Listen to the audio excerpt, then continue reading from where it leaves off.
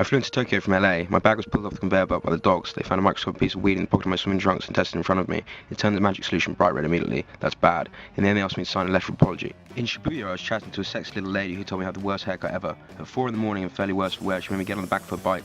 We ended up breaking into a tiny salon where she worked, and she cut my hair while her pet chihuahua licked my fingers and she gobbled down a McDonaldo. For a second date, she took me on an urban roller coaster called Dolphin Thunder went through the middle of a Ferris wheel. At least I thought it was a date. My suggestion of Love Hotel revealed a boyfriend. There are two completely different subway systems, which took me much longer than I should have done to work it out. After that, getting around was a piece of cake. Taxis more like limos and the doors open automatically for you, but they start on £7 and the drivers don't have a clue where they're going. Pachinko parlors on every corner. It's incredibly loud, lots of bright lights, and I lost my money really quickly. I haven't been back.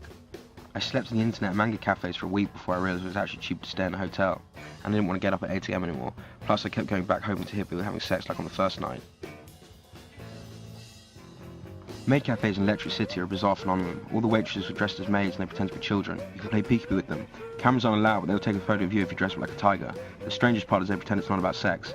I now have bronze membership for life. I saw the wildest art gallery with the most spectacular installations at the top of another skyscraper. Golden Guy is an area with 280 tiny bars, all different themes and decoration. They really are tiny. Most only fit 5, some only 2. There's no place in the world so fun to bar hop from midnight till dawn. We went to the hotel from Lost in Translation and had some overpriced cocktails on the 52nd floor.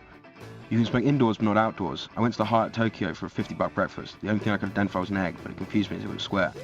I got some tickets for the sumo and accidentally wandered into the warm-up area, but was swiftly removed. It's not as entertaining as it is a spectacle. For 10 minutes they tease each other with silly dance, bowing, salt throwing. Just they're about to fight, one pussy's out and they go through the whole process again. All this for a match that lasts just a few seconds. It is only one round. The one that loses then begins his walk of shame when they transform from bare-bottom warriors into ordinary fat guys in nappies. It takes these lunatics 20,000 calories a day to maintain their colossal weight. The ref is like a jester. He wears multicolored clothes and dances around them, making funny noises, trying not to get squashed. I saw Mount Fuji from the plane and at sunset from the bullet train. They all have names like Super Turbo Express and are unbelievably fast, comfortable, regular and nap-provoking. I fell asleep every time watching the world whiz by at 300 kilometers an hour. In 2 days I woke up in Fukuoka after the sumo, stopped off in Hiroshima to wander around the Avon Memorial Park, which has Wi-Fi, spent the night in Osaka.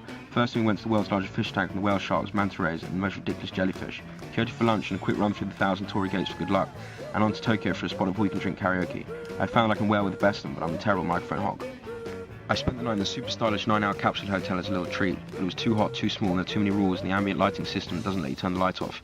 In Kyoto I saw a real geisha in a taxi. She was listening to her iPod. We saw lots of fake tourist ones about town. They were stupid shoes that they can't walk in, and were mostly ugly. All the other girls in Japan are incredible, but they all look the same age, which causes a problem when the schoolgirls dress like whores and the whores dress like schoolgirls. Schoolgirls or not, they all have amazing legs, wear leather boots up above the knee, and have ridiculously short skirts. After more all-you-can-drink karaoke, we took an extortionate taxi across town to the world's biggest fish market. We arrived before the auction at 4 AM and tried to behave ourselves. We were the only people in there who were drunk and we were the only ones with plastic bags tied around our feet. Went to Wimbledon and saw Satoshi Tomy spinning on his birthday. Awesome sound system, probably the best light show I've ever seen, but the music didn't do it for me, so I tried to find the legendary after party, Maniac Love, but it's been closed for 4 years. But everything is too expensive here and I've now run out of money. I'm holding up in Osaka back on a diet of rice until my boat to Shanghai. Japan is the shit. Book your flights ASAP.